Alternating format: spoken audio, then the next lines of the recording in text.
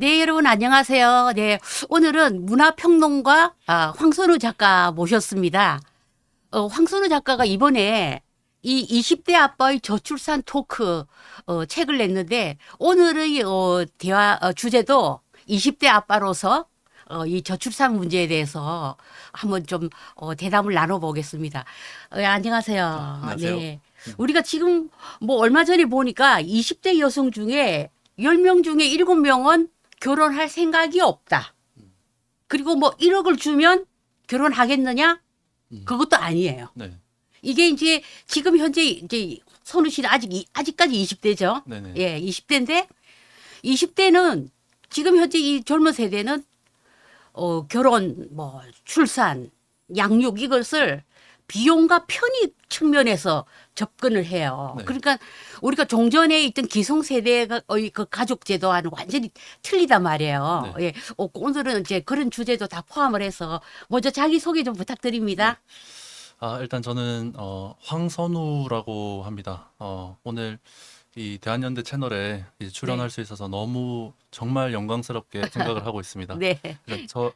제가 원래 이제 하는 일은 이제 저는 한 25살쯤부터 한 24살부터인가 아무튼 그쯤부터 이제 언론사나 잡지에 이제 뭐 글 쓰는 일을 시작을 했고 이제 지금도 이제 뭐 국민일보라든지 또 전 또 크리스천이라서 뭐 기독일보라든지 뭐 월드뷰 이런 잡지에 이제 칼럼 쓰고 있고 이제 주로 쓰는 글은 이제 좀 문화를 좀 비평하는 네, 그래서 네. 뭐 영화를 리뷰한다든지 네. 아니면 뭐 그런 문화적인 이런 것들이 있을 때 그런 네. 것들을 관련해서 글을 쓰는 음, 그런 일을 하고 있는데 네. 지금 이제 문화를 비평하는 사람 입장에서 지금 저출산 문제 정말 네. 심각한데 네. 여기에 대해서 글을 쓰지 않을 수가 없어서 네. 이제 네. 책을 이렇게 썼습니다. 네. 그 지금 우리나라가 이 저출산 문제는 사실은 국가 뭐 소멸, 종족 소멸의 어떤 그런 상황까지 갔단 말이에요. 네. 예. 근데 여기에 대해서 정말 우리가 어떤 근본적인 어떤 대책이나 뭐 이런 게 없어요. 네. 그래서 이제 이번에 이런 책을 냈는데 네. 우선 책 소개 좀 해주시죠. 아니, 네. 뭐 책은 뭐 아주 좀 가볍게 우리가 네. 그 나와 있는데 한번 네. 책에 대해서 소개 좀 해주시죠. 네. 아, 감사합니다. 아무튼 책 제목은 이제 20대 아빠의 저출산 토크라는 네. 그런 제목의 책인데, 네. 이제 뭐 제목에도 나와 있듯이 20대 아빠, 뭐 제가 20대 음. 아빠이기 때문이죠. 네. 저 같은 경우는 이제 만으로 이제 26에 결혼을 해서 음. 또 만으로 27대 이제 음. 아기를 가졌고, 음. 이제 제가 이렇게 딱 하니까 이제 뭐 주변에서 어쨌든 봤을 때 제 친구들 중에서도 어쨌든 제가 제일 일찍 결혼했고, 그렇죠. 요즘 네. 세태로 보면. 네. 그렇게 이제 제가 그렇게 생활을 해왔는데 제가 이렇게 했다고 하면 주변에서 저보다 이제 어린 친구들이라든지 음. 저보다 나이가 많은 사람들조차도 저한테 제가 20대 아빠가 됐다 이러면 네.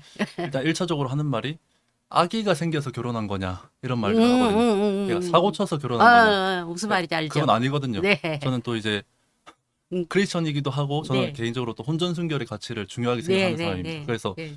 아기 생겨서 결혼한 네. 거는 절대로 아니고 아까 말씀드렸듯이 저는 예.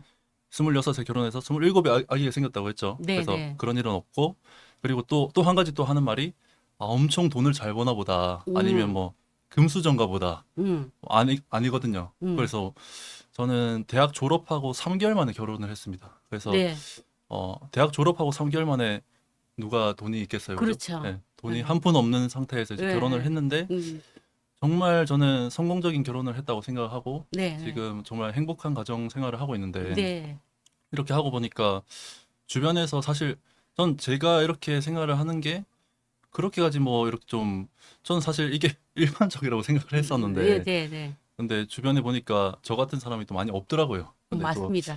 또 이런 저출산 문제가 심각해지고 이런 것에 대해서 제가 책을 써서 알려야겠다 생각해서 네. 책을 썼고 네. 제가 특히 이렇게 또 책 안의 내용을 보면 저출산 문제에 대해서 이런 국가적인 문제에 대해서 이제 거기에 대해서 비평을 하고 이런 부분도 있지만 그냥 제 삶을 그냥 소개하고 제 삶을 수필 형식으로 소개하는 부분도 많이 있습니다. 네, 네. 그렇게 한 이유가 결국 저는 저출산 문제 해결책이 뭐 여러 가지가 있겠지만 저는 결국 해결책 중에 중요한 것 중에 하나가 저는 삶이라고 저는 생각하거든요.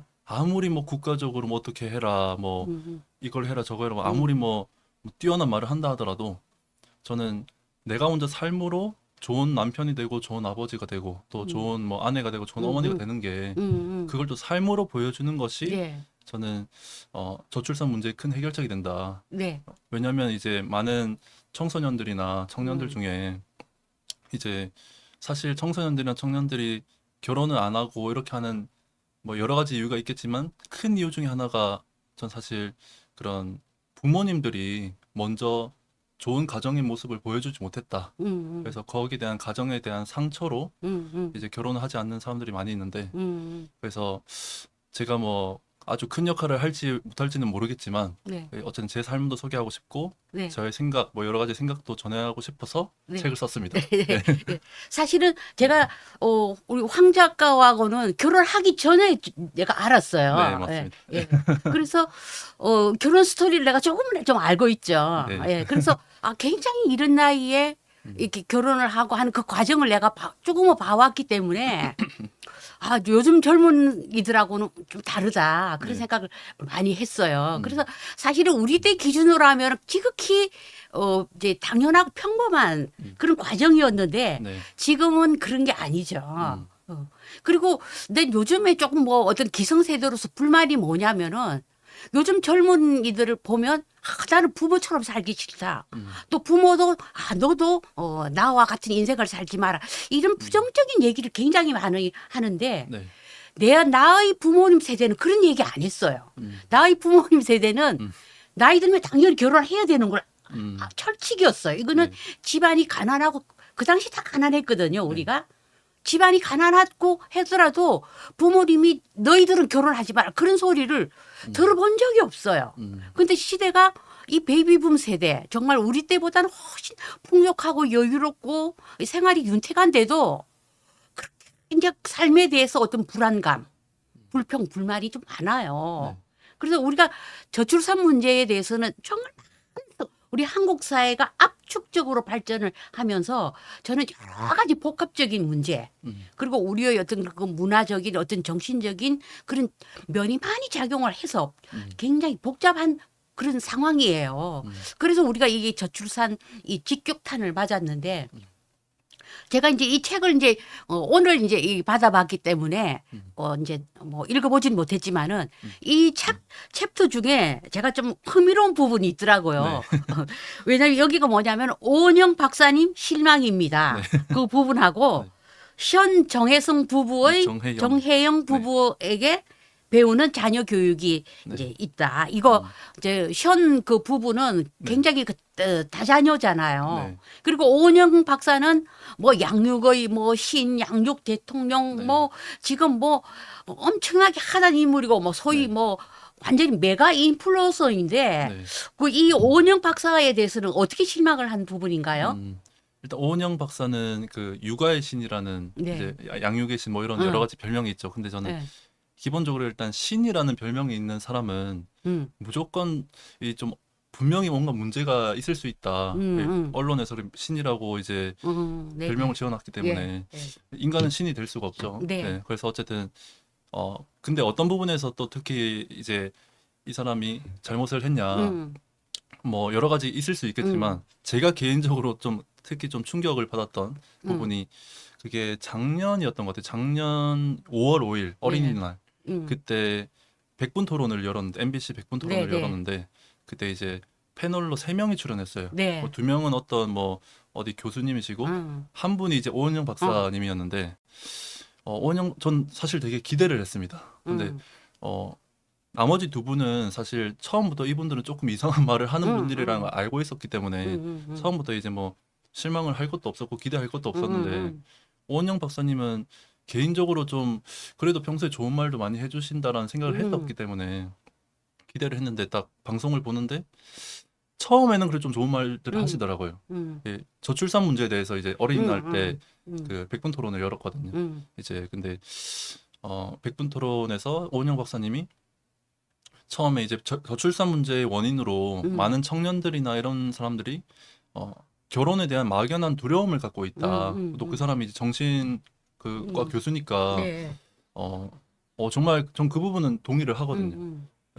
이 심리적으로 뭐 이런 두려움이 있는 그런 것들, 상처가 있는 부분들 이런 것들 분명히 원인이 되고 되는 그런 것까지 다 동의를 했는데 나중에 후반부에 갑자기 저출산 문제 해결책으로 또 말씀하시는 게 이제 혼전 동거하는 사람들한테 국가가 지원을 하면 그럼 이제 혼전 동거하다가 이제 아기가 생겨서 저출산 문제를 네. 해결해 줄 것이다. 네, 네. 이런 식으로 말씀을 하시는데 거기에 대해서 너무 실망을 한 거예요. 또 오은영 박사는 어쨌든 기독교인으로 알려져 있거든요. 근데 이제 기독교인이 또 그렇게 말을 하고 많은 사람들이 또 이제 그러면 이제 기독교인으로 대표되는 것까지는 아니라도 기독교인이라고 하는 사람이 그런 말을 하면 기독교에서는 그럼 그런 식으로 주장을 하는 건가 이렇게 오해하는 사람도 있을 수 있고 네, 네. 그래서 다 이제 옳지가 않은 건데 네.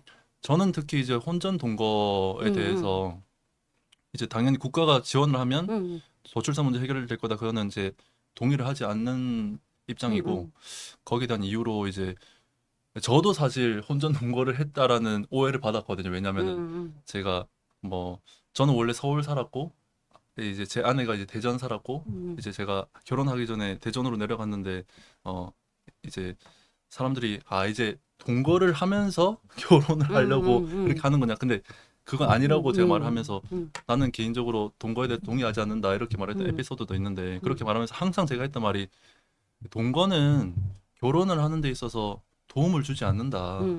뭐 대표적인 사례만 봐도 이제 가수 중에 박진영 씨라고 있죠. JYP. 그분도 옛날에 결혼을 했었죠. 이번에 뭐 이제 재혼도 했지만 재혼하기 전에 결혼했을 때 그 사람이 결혼하기 전에 어떤 주장을 했었냐면 혼전 동거를 해야 된다. 그래야 결혼 생활 잘할 수 있다. 그래놓고 자기가 이혼했죠. 그리고 그 허지웅이라는 사람이 또 있습니다. 예, 예. 그 허지웅 작가. 예, 예. 그 사람도 이제 그 사람은 그 이혼을 해놓고도 이 혼전 동거하고 결혼해서 이혼을 해놓고도 계속 혼전 동거를 예, 해야 된다고 주장을 하더라고요. 네, 조금 네, 네. 이상한 주장을 하는 건데 네. 혼전 동거를 했으면 이제 결혼 전에 동거를 해서 상대방에 대해서 더 알아보고 이제 뭐 연애와 결혼은 뭐 완전히 다른 거라고 하면서 물론 다른 부분이 있겠지만 다르기 때문에 미리 살아보고 결혼을 해야 된다 이런 식으로 말을 하는 예, 것이 예. 얼핏 보면 맞는 말처럼 들리는데 결과가 다 그렇게 이혼을 하고 그리고 실제 통계만 봐도 혼전 동거하고 결혼해서 이혼하는 사람 많다는 건 통계로 이미 밝혀졌거든요. 네, 네, 네. 근데 그 이유에 대해서 네. 제가 나름대로 생각을 해봤는데 저도 이제 연애를 해보고 결혼을 해보면서 느낀 게 이제 결혼하기 전에 상대방에 대해서 알아보기 위해 동거를 한다는 게 좀 말이 안 된다고 생각을 했어요. 저는 지금 결혼을 한 지 이제 한 2년 차 이렇게 돼 가는데 재작년에 결혼했어요. 몇 년 차죠 그러면?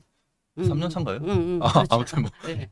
그래가지고 아직도 제 아내를 모르는 부분이 있어요. 네, 네. 그러니까 또 어떤 분들은 결혼한 지 한 50년 된 사람들도 아직도 나는 나의 배우자에 대해서 모르겠다. 네, 네. 이렇게 말을 하고 저는 저 자신에 대해서도 사실 아직 잘 모르겠거든요. 그래서 살아보면서 상대방에 대해서 알아본다라는 게 얼마나 좀 허무맹랑한 말인가. 네. 그런 것도 그렇고 상대방에 대해서 맞춰보면 결혼하기 전에 같이 살면서 맞춰보면서 결혼에 대한 준비를 한다는 게 엄청난 좀 악랄한 계산이 아닌가. 이 결국에 상대방이 결혼해서 잘 살기 위해서는 제가 봤을 때는 정말 마음의 넓이가 넓어지는 게 전 중요하다고 생각을 하는데 네, 그 네. 내 마음의 넓이가 넓어질 그런 준비는 하지 않고 네. 내 마음은 그대로 두고 상대방이 이 내 마음과 맞는가 계속 이렇게만 계산을 하는 게 결코 옳은 방법일 수가 없다. 근데 그거를 이제 국가가 지원을 해버리면 네, 네. 이거는 결과가 뻔하죠. 예. 네. 그러면서 가정도 이 가정이라는 것은 이제 결혼을 해가지고 아버지와 어머니 그리고 자녀 이런 형태가 있는데 그런 가정의 형태를 붕괴시키는 부분도 있을 테고 네, 네. 그래서 저는 이제 저출산 문제를 해결하기 위해서는 가정이 회복돼야 되는데 이제 이 가정이 붕괴가 되면 오히려 더 결과가 안 좋을 것이다 네. 이렇게 생각을 합니다. 네, 네. 이게 쉬운 동거는 사실은 쉬운 또 이혼으로 이어지고 네. 우리나라는 전통적으로 이 혼인 출산율이 압도적이에요. 네. 이 문화가 지금 이제 저출산 고령사회위원회에서 갑자기 그 김영미 부위원장이 프랑스 팍스제를 지금 계속해서 얘기를 하고 있단 말이에요. 네. 이 팍스제가 동거제란 말이에요. 사실은 사실혼 뭐 이런 그 동거제인데 이제 등록을 해서 이제 뭐 이렇게 어떤 합법적인 어떤 그 지위를 얻는다고. 그러니까 동거를 국가가 이제 완전히 이제 장려를 하는 건데 우리나라는 비혼 출산율이 굉장히 낮은 나라예요. 낮은 나라예요. 우리나라는 문화적으로 혼인 출산율이 압도적이에요. 네. 비혼 출산율은 3%밖에 안 돼요.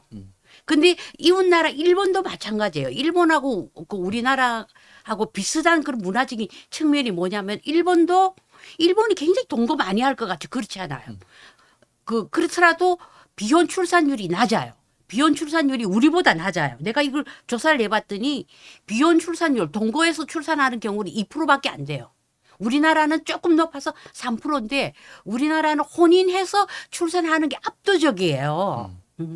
그런데 지금 계속해서 지금 국가기관에서 프랑스 팍스제를 계속 들고 나온단 말이에요.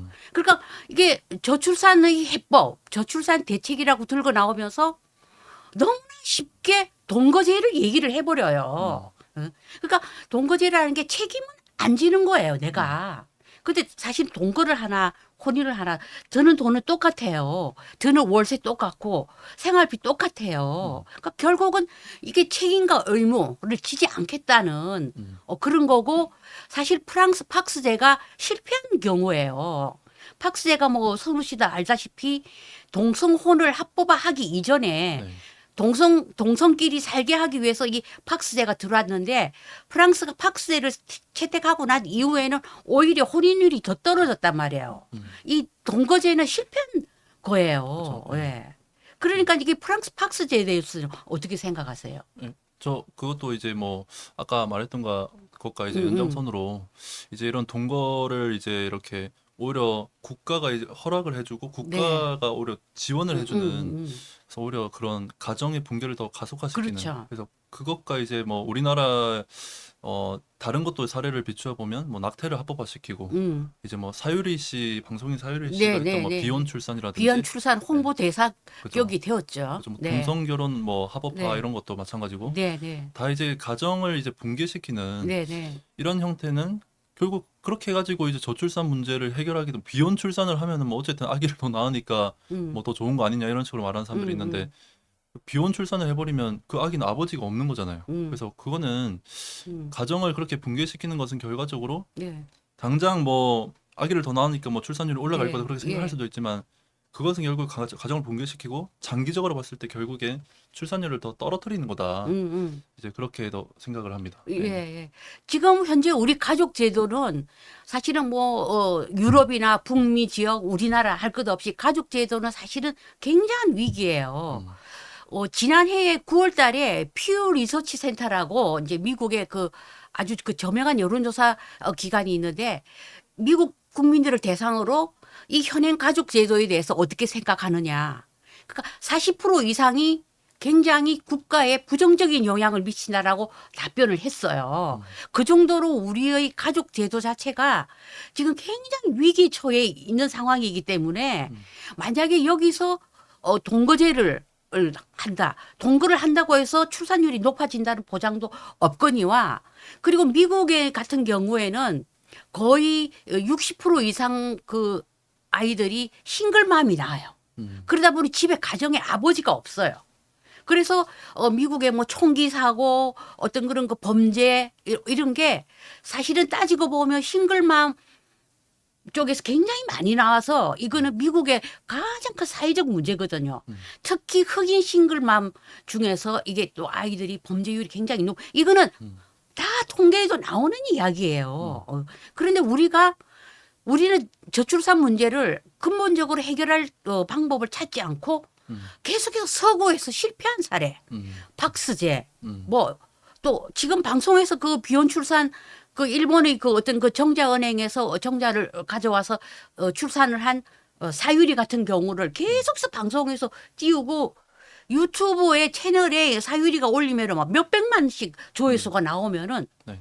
거기 댓글 한번 읽어봤어요. 댓글이 찬양 일색이야. 멋져요. 뭐 아이가 너무 예뻐요. 그 아이가 누군지 몰라 아이 아빠가. 근데 사실은 어느 그 알고는 있대요. 왜냐면은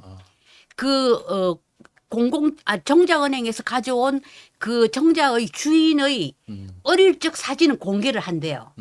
그러니까 선택을 하는 거죠. 아, 노란 뭐 금발에 파란 눈 인종 선택하는 거예요. 당연히 사유리가 그거 안 했겠어요. 네. 그렇기 때문에 이게 굉장히 이 가정의 해체에는 직격탄을 가하는 거란 말이에요. 근데 언론이 너무나 이게 팍스제나 이런 그 어떤 비혼 출산 이런 거를 마치 저출산의 해법인 양. 저는 이거는 굉장히 우리나라의 어떤 가족 제도에 큰 엄청난 이제 부정적 영향을 미치는 거예요. 네.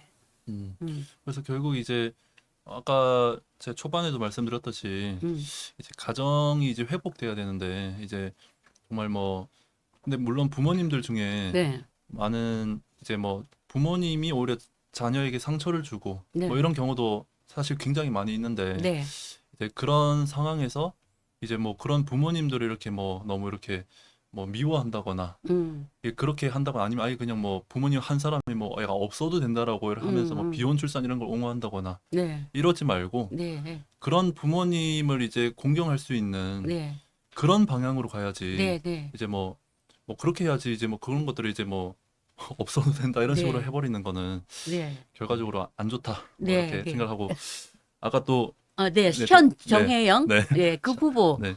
선정영 부부라고 이제 뭐 그 연예인 네. 유명한 사람들 있죠. 네. 그분이 이제 자녀가 4명 있는데 자녀 4명 그거에 이제 포커스를 두기보다도 네. 제가 그분들의 뭐 책이나 뭐 이런 어. 방송 뭐 강연 이런 거 다 들으면서 네. 네. 제가 느낀 게 이분들한테 배울 게 정말 많은데 그 중에 한 2가지만 말씀을 드리면은 이제 그 션 씨가 이제 별명이 기부천사거든요. 그분은 뭐 한 달에 뭐 2, 3천만 원을 기부한다 하더라고요. 그래서 그렇게 기부를 많이 하면 자녀한테도 기부를 많이 하겠다 이런 생각을 했죠, 제가. 근데 말씀 들어보니까 자녀가 이제 성인이 되면 지원을 끊겠다고 하더라고요. 이거 되게 뭔가 좀 새롭다 생각을 했는데 네, 네. 얘기를 계속 들어보니까 너무 멋있더라고요. 왜냐면은 이제 자녀가 스스로 살아가는 방법도 배워야 성인이 되면 스스로 살아가는 방법도 배워야 더 행복할 수 있다.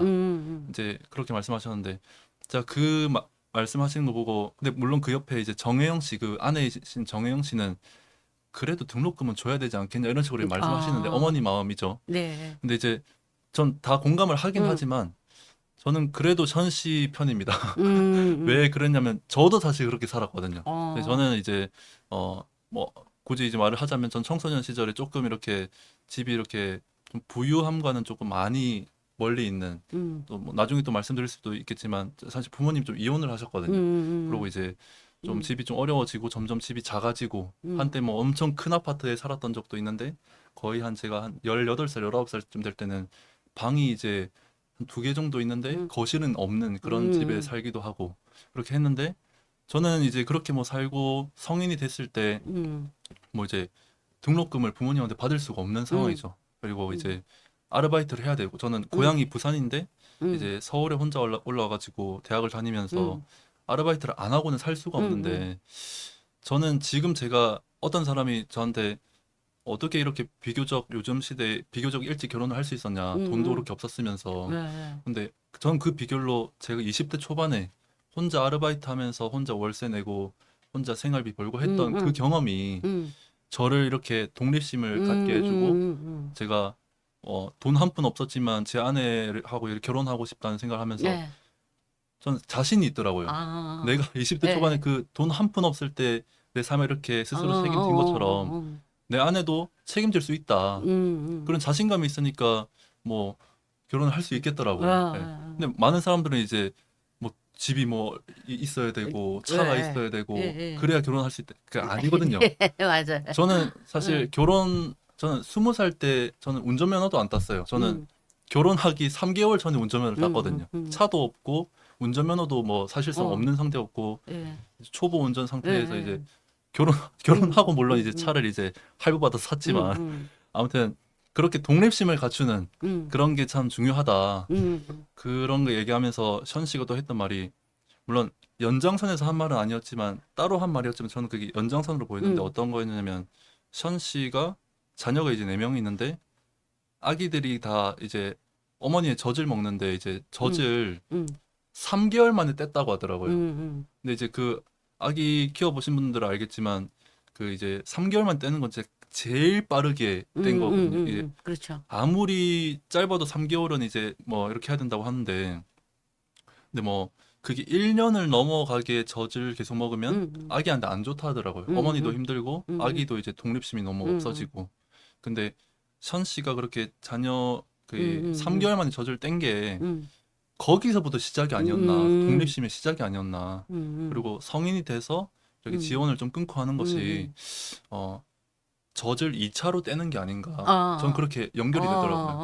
어, 와, 그래서 어 음, 오늘날이면 캥거루족이라고 해가지고 뭐 네. 이제 성인이 되고 나이가 아주 많이 찼는데도 부모님하고 이렇게 부모님에 이렇게 얹혀서 이렇게 하는 게 그 기생충 세대라고 네, 그러잖아요. 네, 좀, 그 일본에서는 네, 기생충 세대라고 아, 부모한테 그냥 들러붙어서 이제 네. 끝까지 사는. 저는 또 그걸 어떻게 표현하냐면 음, 하냐면 아직도 젖을 떼지 못했다. 저는 음. 그렇게 좀 표현을 막, 하고 그리고 이제 대학 등록금 관련해서는 사실 좀 이렇게 논란이 좀 있을 수 있을 것 예, 같습니다. 예. 사실 션 씨도 등록금 안 주겠다 이렇게 말을 어, 했는데 저도 사실 어 자녀가 생기면 사실 제 아내한테 내 자녀는 음, 좀 등록금을 좀 지원을 안 하고 싶다 이렇게 음, 말을 하고 있거든요. 물론 음, 이렇게 100%제 말을 음, 이렇게 음, 받아들이지 못하고 있긴 음, 하지만 제가 이렇게 주장을 하는 게 사실 성인이 됐고 음, 성인이 되면 자신이 선택한 것을 자기 자신이 음, 책임을 져야 되는데 대학 진학이 과연 필수일까? 음. 대학 진학은 선택이지 않습니까? 네, 네, 자기가 선택을 했으면 자기가 책임을 져야 네, 된다. 네.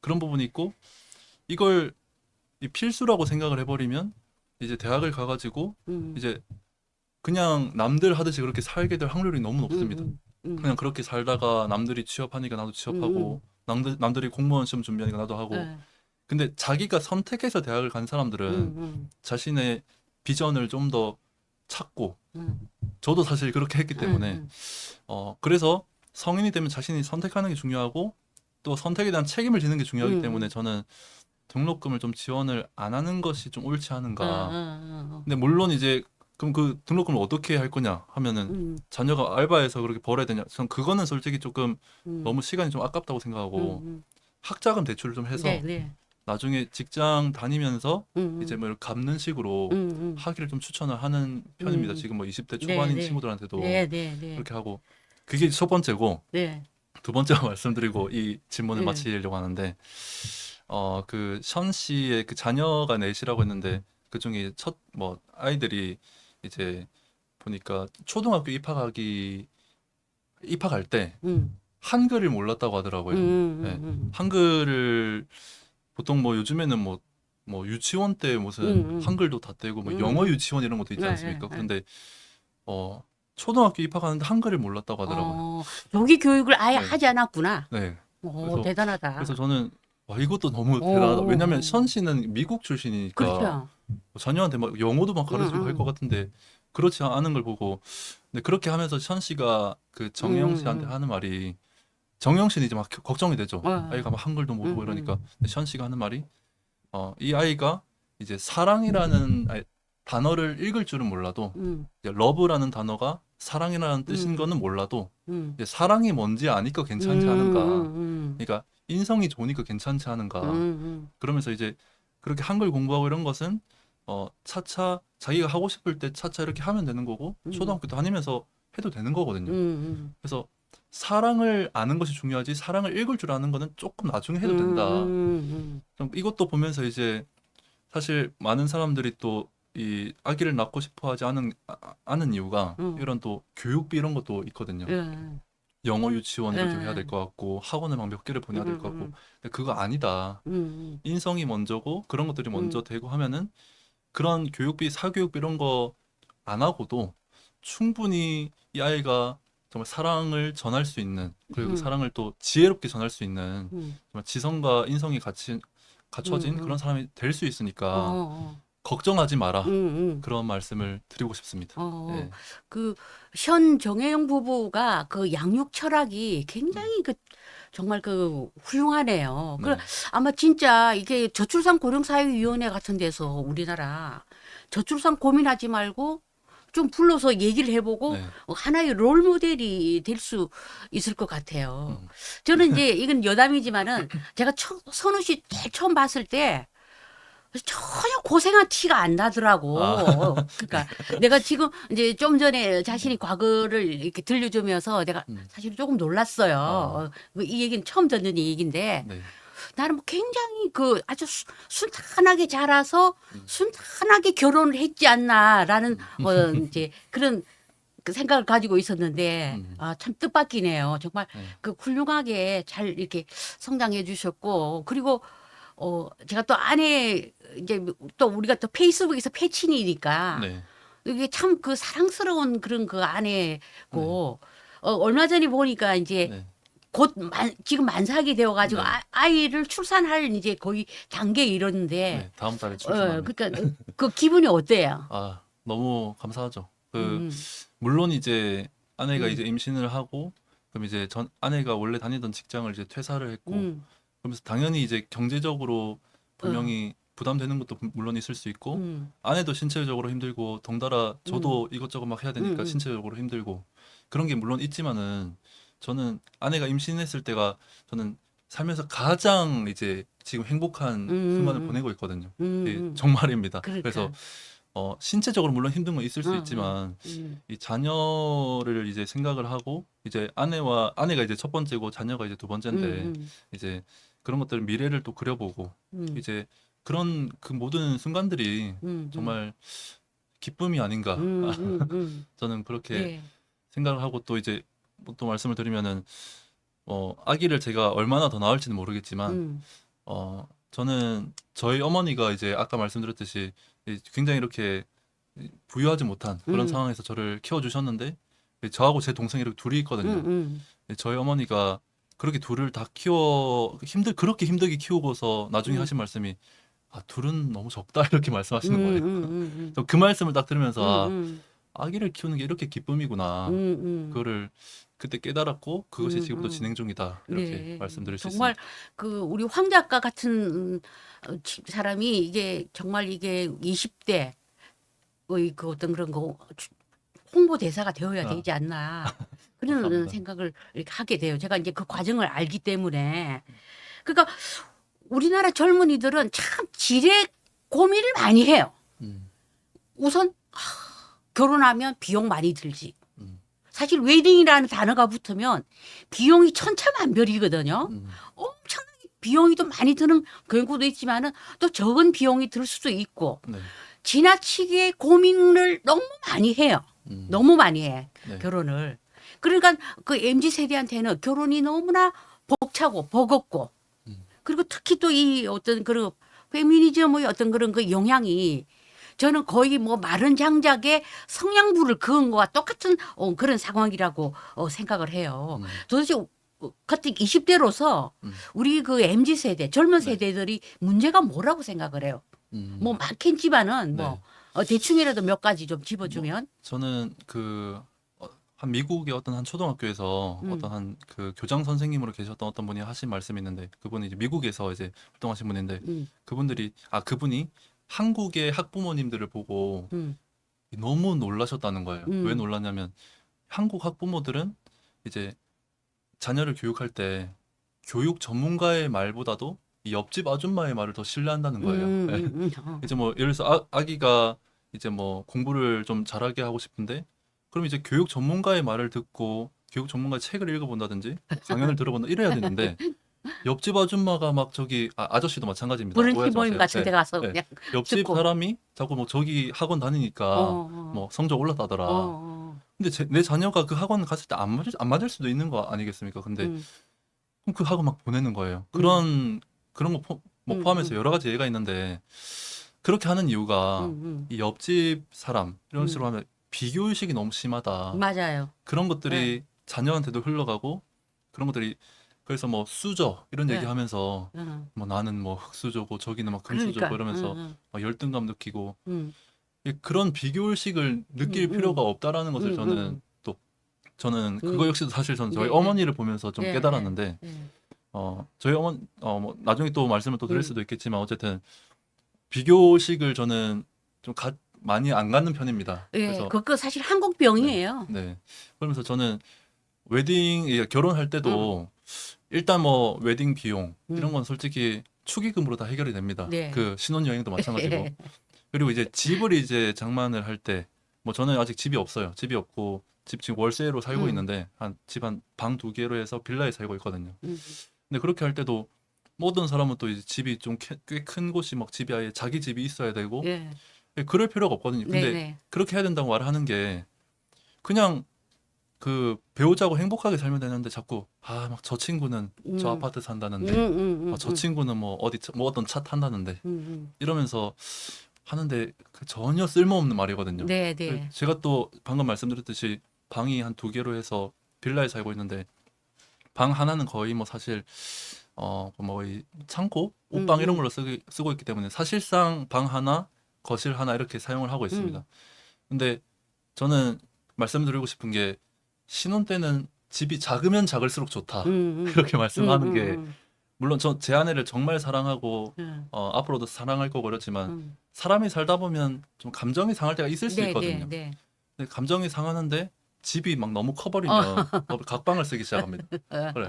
집이 맞아. 한 2채 이상 있는 사람은 어. 막 저기 집 가버리기도 하고. 음. 근데 이제 집이 있는데 집이 좁으니까 감정이 좀 상하다가도 어디 뭐 바로 옆에 있으니까 풀 수밖에 없다. 같이 있으니까 감정이 이렇게 풀어지고 예. 너무 좋은 거예요, 그런 게.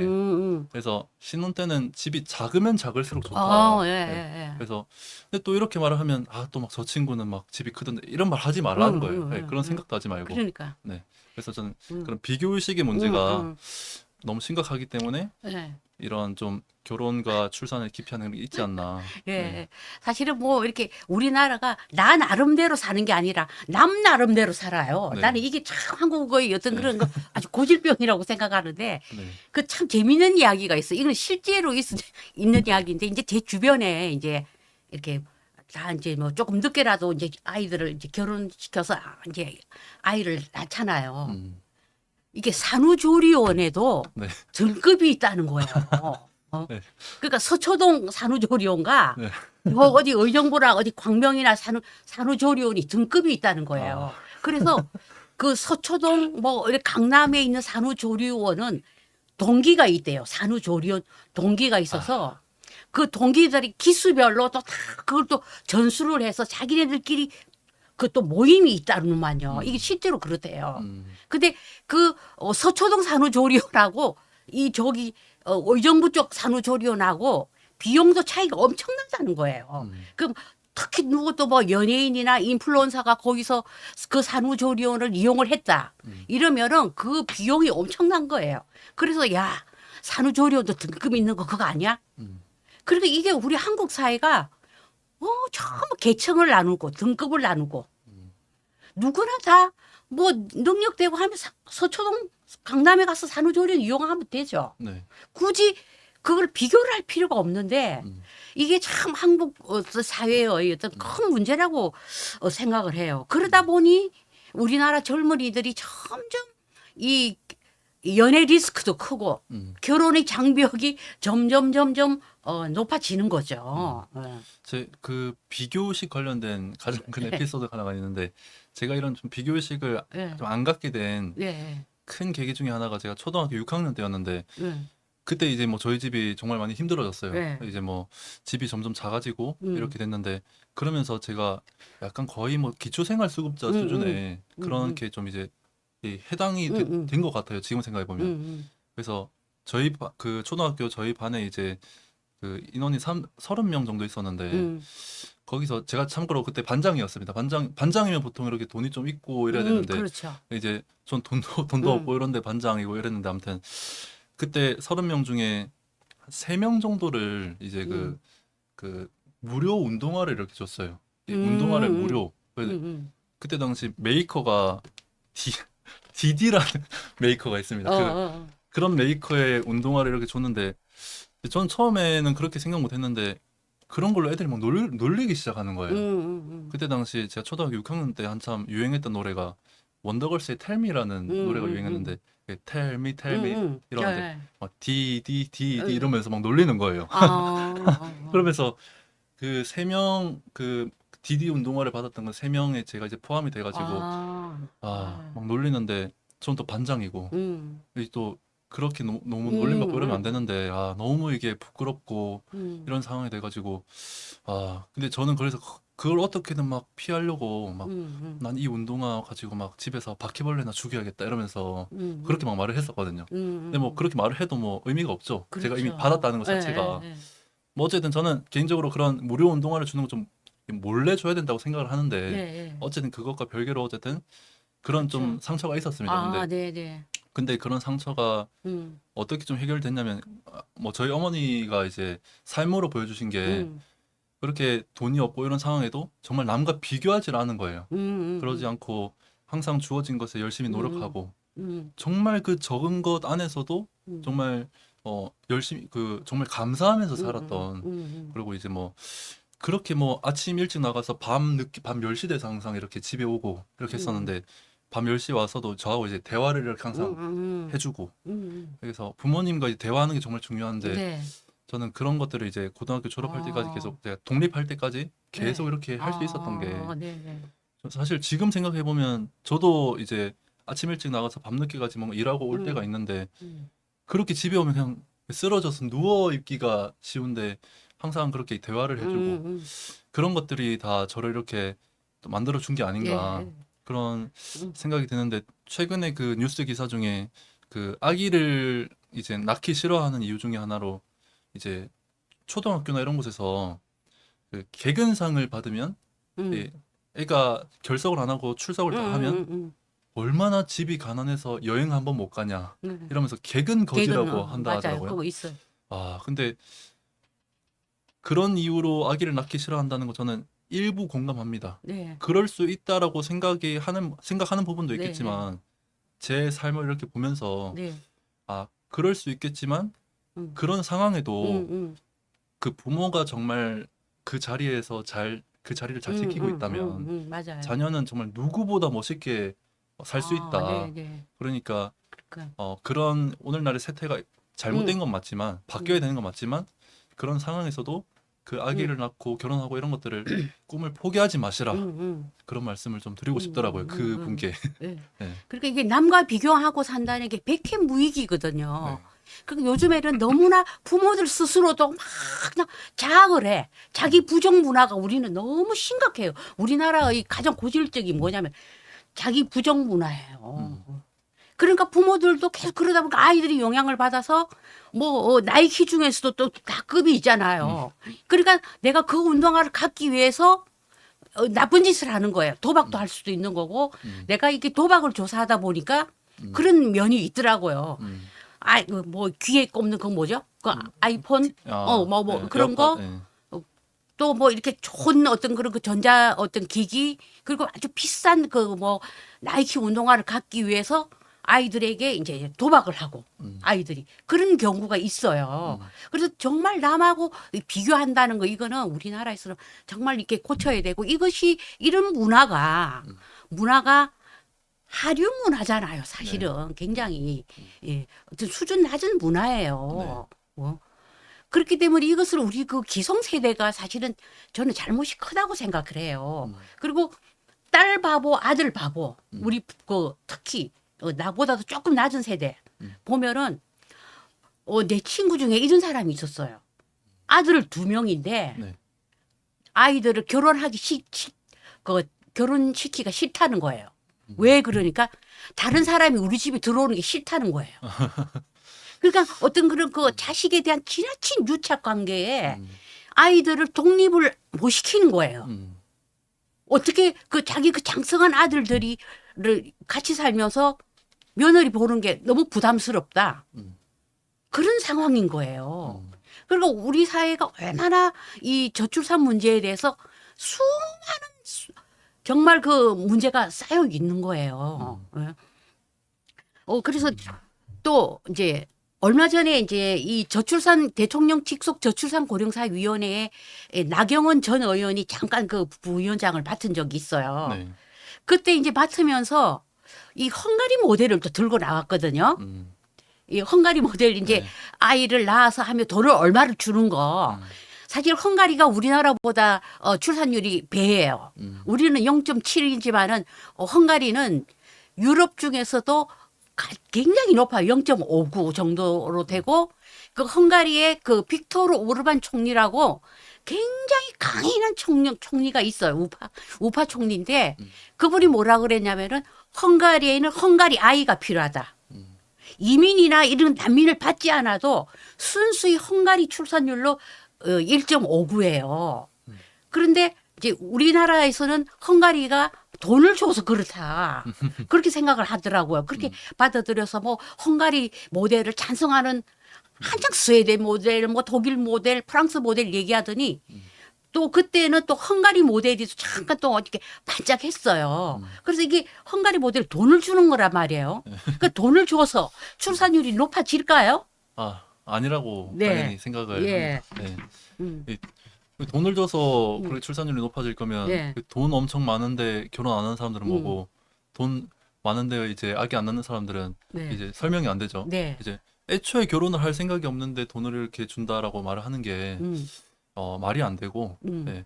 그래서 이제 결국에 그 청년들과 청소년들의 생각을 결국에 바뀌어야 맞아요. 되는 부분이 세계관이 예. 바뀌어야 되는 거고 예. 아까 뭐 비교의식, 뭐 독립심, 아까 지금까지 말했던 그런 것들, 뭐 부모님과의 대화, 뭐 다 이런 것들이 이제 그런 것들이 문화적으로 해결돼야 할 부분을 이 정치가 너무 이렇게 지나치게 국가가 간섭해서 맞아요. 그렇게 하는 것은 예. 옳지 않다. 음. 그렇게 생각을 합니다. 예, 네. 예. 이게 우리나라의 이제 이 결혼 적령기 25세부터 49세 특히 남성들은 절반이 지금 그 미혼 상태예요.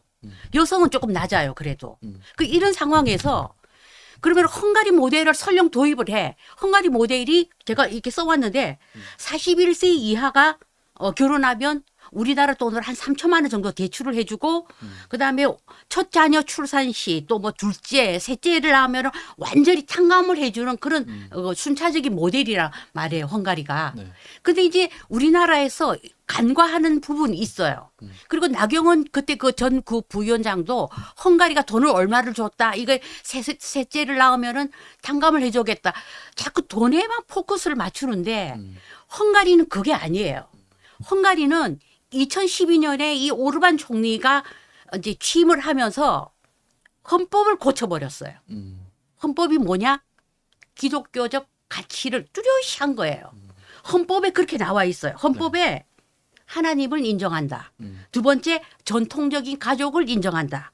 세 번째, 태아의 생명권을 인정한다. 이게 기본적인 그 어떤 그런 기독교적 가치관, 기본적인 우리 전통적으로 내려오는 전통 가족의 네. 가치, 이거를 확고하게 한 거예요. 그 바탕 위에 출산율이 높아지고 여기에 아울러서 돈을 지원을 하니까 헝가리 출산율이 1.59가 돼버린 거예요. 유럽에서는 가장 높죠.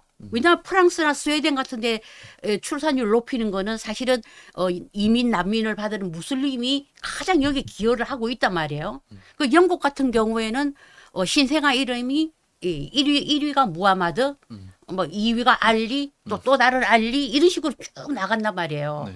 근데 헝가리는 아니에요. 우리가 헝가리 모델 이런 걸 얘기를 할 때 이 헝가리가 왜 어떻게 해서 이렇게 출산율이 높아졌는가? 그게 돈 문제가 아니었다라는 거예요.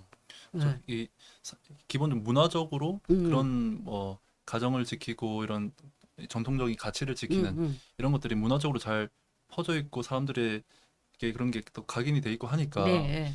그런 안에서 뭐 이제 뭔가가 돼야 되지. 네. 이제 지금 상태에서 우리나라에 이렇게 뭐 지원을 이렇게 막 늘리고 이렇게 해버리면 네. 그럼 또 3천만 원 주면은 막 저 친구는 막 뭐 1억 있는데 3천만 원 받고 여기는 막 또 이렇게 막 비교를 하기 그렇죠. 시작하고 이런 이상한 일이 펼쳐질 거기 네. 때문에 저도 동의를 합니다. 예. 예, 3천만 원 주면 일단 오마카세 가서 좀 먹고 네. 해외여행 가고 네. 개 아빠 네. 강아지 저기 뭐야 그 반려묘 네. 고양이의 엄마가 되는 거죠. 네. 그러니까 저기 유모차보다 개모차가 더 많이 팔렸다고 그러잖아요. 참 씁쓸한 네. 뉴스예요. 요즘에는. 맞아요. 예. 제가 글 쓴 것 중에 하나가 갑자기 또 생각나는데 그 개는 훌륭하다라는 그 예능 프로그램이 있습니다. 네, 맞아요. 거기서 그 강형옥 씨 그 개통령이라고 예, 하는 그분이 너무 좋은 말씀하셨는데 예. 그분이 개 키우는 사람이 어떤 개한테 막 우리 아기 막 이러는 거예요. 근데 강용욱 씨가 그렇게 부르지 말라고. 얘는 걔는 아기가 아니라고. 걔는 그냥 개일 뿐이다 이러면서 개를 보면서 너는 개야 막 이러시는 거예요. 아, 정말 맞는 말씀이다. 개는 개로 키워야 되고 우리는 인간이지 않습니까? 네, 맞아요. 그래서 그렇게 해야 되지 않겠나. 네. 그러니까 우리가 사람의 엄마가 되고 사람의 아빠가 돼야 되는데 네. 개의 엄마가 되고 고양이의 아빠가 되고자 하는 거. 그래서 그 개모차가 많이 팔렸다는 거는 사실 그것도 비싸거든요. 네. 유모차가 알다시피 뭐 네. 비싼 걸 100만 원도 해요. 그렇죠. 막. 그게 참 우리 세태가 어디까지 이게 문제가 왔는지 이렇게 참 씁쓸하죠. 예. 그래서 뭐 저기 전체적으로 네. 이 책도 그렇고 전체적으로 그 저출산 문제에 대해서 20대 아빠로서 전체적인 어떤 그런 생각을 좀 말씀을 해주시면 좋겠어요. 네. 일단 저는 많은 청소년들과 청년들이 이 가정에 대한 소망이 일단 회복이 돼야 된다. 뭐 어떤 돈이나 이런 것들은 뭐 핵심이 아니다. 본질도 네. 아니고 가정에 대한 소망이 회복돼야 되는데 그러려면 가정이 회복돼야 되고 네.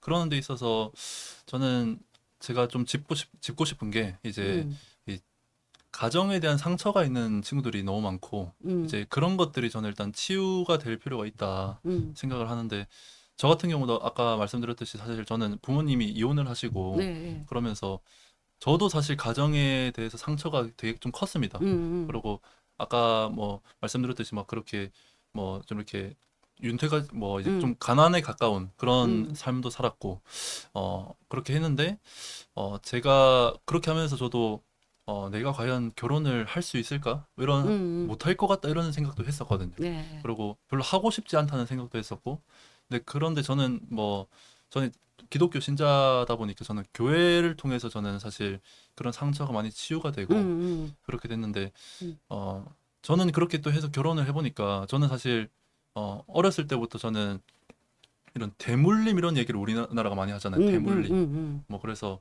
약간 좀 불쌍한 사람 보면 막 쯧쯧쯧 이렇게 막 혀를 차고 그렇게 하면서 아, 너 전생에 얼마나 죄를 지었으면 이런 식으로 하는 우리나라에 그런 문화가 있는데 그런 대물림이 전 사실 될까 봐 좀 두려웠던 것 때문에 제가 좀 결혼을 안 하고 싶다고 생각했던 부분이 있었거든요. 근데 저는 그런 대물림은 다 끊어낼 수 있다라는 것을 제가 알았고 실제로 지금 경험하고 있고 네. 그래서 설령 그 부모님이 불행한 삶을 사셨다 하더라도 설령 이혼을 하셨거나 그렇게 하셨다 하더라도 나는 분명히 그 대물림을 끊어낼 수 있고 행복하게 살 자격이 있다. 그럴 수 있다. 그리고 그런 것들을 꼭 아셨으면 좋겠고 네. 누구나 이제 행복한 가정을 꾸릴 수가 있고 그리고 또 이제 또 그런 데 있어서 또 걱정되는 게 뭐 돈 문제 뭐 여러 가지 문제가 있겠지만은 그런 것들도 남과 비교하지 않고 당연히 이제 성실하게 살고 부지런하게 살아야 하는 건 당연한 거죠. 그렇게 산다면 뭐 문제 없습니다. 네. 자꾸 막 비교를 하니까 문제가 되는 네, 거지. 네, 네. 예. 그런 부분도 있고 또 말씀드리고 싶은 게 이제 부모님과의 대화를 많이 해야 되는데 물론 이제 뭐 그런 가정이 안 돼 있는 분들은 이제 또 그런 부분에 대해서 이제 뭐 또 뭐 어디 교회라든지 이런 곳을 통해서 그런 좋은 가정의 모범 이런 것들을 물론 보기도 해야 되고 하겠지만 네. 내가 이제 부모가 된다라면 자녀와 정말 대화를 많이 해야 됩니다. 네, 네. 요즘에는 초등학생 때부터 막 스마트폰을 막 가지고 다니는데 저는 사실 거기에 대해서 좀 부정적인 생각을 갖고 있거든요. 네. 근데 또 한편으로는 남들이 다 스마트폰을 갖고 있는데 내 자녀만 과연 스마트폰을 안 사게 할 수 있을까? 예. 이런 것도 걱정이 되는 부분도 네, 물론 예. 있지만 어쨌든 본질적으로 봤을 때 자녀가 스마트폰을 통해서 세상을 배우게 하면 안 됩니다. 네. 그래서 스마트폰을 통해서 배우면 SNS 보면서 그러면서 또 비교의식을 자라나는 것도 있거든요. 부모님과 대화를 통해서 세상을 알게 해야 돼요. 네. 그렇게 해야 되는 거지. 그래서 어쨌든 다 모든 것들을 통틀어서 보면 계속해서 말하는 거지만 가정이 회복돼야 된다. 네. 그렇게 결론을 내리고 싶습니다. 네, 네, 네. 예. 이 우리나라가 또 빠뜨리는 문제가 뭐냐면은 이혼율이 굉장히 높아요. 네. 아시아 1등이에요, 이혼율이. 네. 이런 거를 1등을 하지 말아야 되는데 우리나라가 또 이런 부분은 또 1등이에요. 네. 그러다 보니 가정이 참 이렇게 좀 불안정한 거예요. 우리 살다 보면 이혼할 수 있지만은 우리나라는 지나치게 이혼율이 높아요. 네. 그러다 보니 뭐 싱글 맘 같은 경우에는 막 그냥 신세 한탄을 하고 그 아이들에게 또 그런 영향을 미치고 하는데 사실은 우리가 이혼율이 높다는 거 이것도 우리가 잊지 말아야 돼요. 네. 네.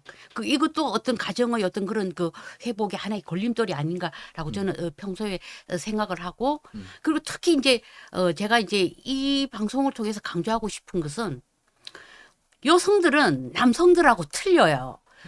신체 구조가 틀려. 여성에게는 생물학적 시계라는 게 존재를 해요. 여성은 일단은 40이 넘으면은 임신하기가 힘들어요. 생물학적으로 어떤 한계에 도달을 한단 말이에요. 네. 그러니까 이런 얘기를 제가 한다고 해서 부정적으로 받아들이지 말고 여성의 몸 구조가 그래요. 항상 생체 시계라는 게 여성한테는 존재해요. 남자는 그건 아니야. 예. 그래서 우리나라 여성들이 이렇게 계속해서 어떤 그런 그 페미니즘 사상이나 이런 거에 너무 지나치게 결혼과 어떤 그런 그 양육 이런 거를 부정적으로 보는 데서 벗어나서 아까 우리 황 작가가 말했다시피 가정의 회복, 페미니즘이 회복, 페미니즘이 아닌 페밀리즘 네. 회복 이게 제가 또 요즘 또 주창하는 또 네. 하나의 슬로건이잖아요. 네. 그래서 우리가 그런 좀 가정의 회복이 되었으면 좋겠고 우리가 이게 황선우 작가가 쓴 이 책도 한번 여러분들이 한번 읽어보시면은 이 20대 아빠가 이 저출산에 대해서 어떻게 생각하는지 굉장히 오늘 통해서 바람직하고 건전한 이야기가 많이 나왔어요. 여러분 이 책 한번 읽어보시기 부탁드립니다. 네, 오늘은 이 정도로 마치고 다음에 또 우리가 또 한번 또 좋은 얘기를 나눠왔으면 좋겠습니다. 네, 네, 감사합니다. 올라와 주셔서 감사합니다. 감사합니다. 네.